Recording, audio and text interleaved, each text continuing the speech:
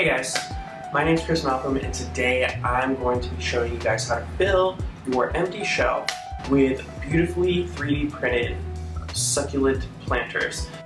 Coming from an architecture background, I do a lot with 3D printing and 3D modeling, and also applying parameters to our 3D models. Kind of like how you would create an application that takes in a bunch of inputs and then has varying outputs. So let's get started. Today we're going to be touching Rhino, which is a 3D modeling software. It has a plugin called Grasshopper, which lets us apply these parameters, and then we're going to send it over to the 3D printer and get some really beautiful objects. I'm excited. Are you?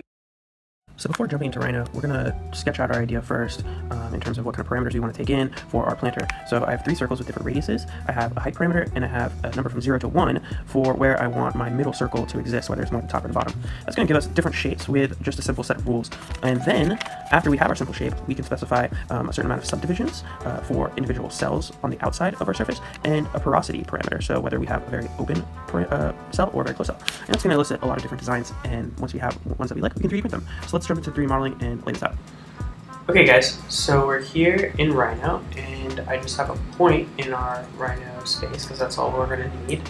And I'm going to launch Grasshopper by typing it in, and we're going to reference our point in by double clicking and finding the point in. And I'm just going to show you guys really quickly how I started to build this and then go straight into the definition that I made. So how Grasshopper works is you define nodes, and certain nodes have inputs and outputs.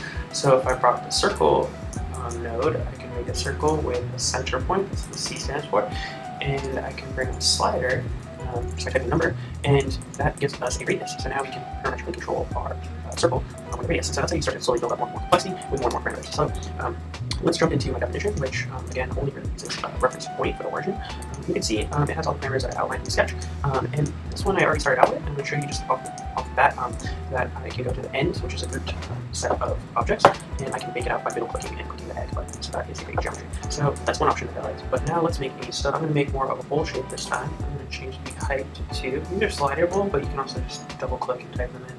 For the middle parameter, I think I'm going to try closer to the middle of the sphere. And then for my radius, I'm going to try to make it more of a bowl shape. So connect.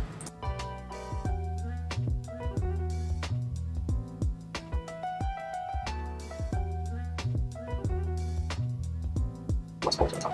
And that's it. So I like those two. I'm going to take this one out by middle clicking. And now we have our two 3D planters. So I'm going to export each one of them out and then make it an STL file. So I'm just going to call this printer 1. So an STL file is what a 3D printer understands. We're going to make this one printer 2. Cool.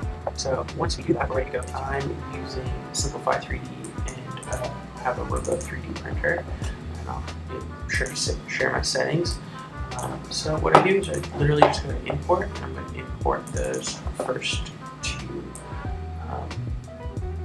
two objects. I think we're ready to print. So once you hit prepare to print at the bottom here, it's going to slice our model. So I think I'm ready right now. So like I said, we can bring up USB and we're good to go. I use blue tape here to let print stick to the board better. And there you have it.